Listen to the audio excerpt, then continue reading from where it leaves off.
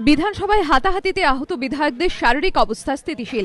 ইকবালপুরে নার্সিংহোমে ভর্তি সিপিএম বিধায়ক দেবলীনা হেমব্রম এবং গৌরাঙ্গ চট্টোপাধ্যায় সিটি স্ক্যানে কিছু মেলেনি।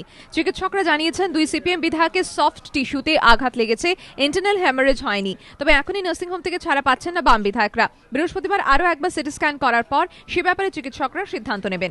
হাসপাতাল সূত্রে খবর, শুক্রবার দেবলীনা হেমব্রমকে ছেড়ে দেওয়া হতে পারে। তবে মাথায় আঘাত পাওয়া গৌরাঙ্গ চট্টোপাধ্যায়কে আরও কয়েকদিন নার্সিংহোমে থাকতে হতে পারে। দুজনেরই সিটি স্ক্যান হয়েছে। গতকাল দুজনকে নিউরোসার্জন দেখেছেন। ওনাদের ইন্টারনাল হ্যামারেজ ধরনের কিছু নেই, কিছু সফট টিস্যু ইঞ্জুরি আছে।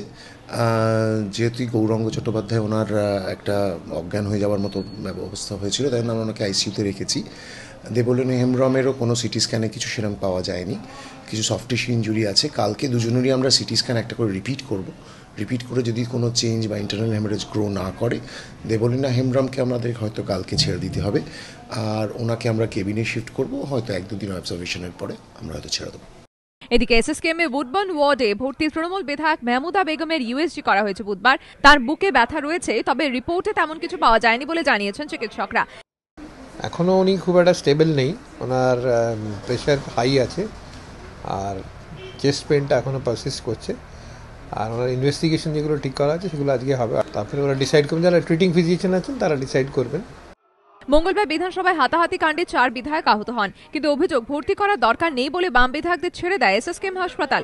ঘটনা ঘিরে আমরা ওরার অভিযোগে সরব হয় সিপিএম নেতৃত্ব। পরে 2 বাম বিধায়ককে ভর্তি করা হয় ইকবালপুরের নার্সিংহোমে। নিমাই পান্ডা রিপোর্ট, এবিপি আনন্দ, কলকাতা।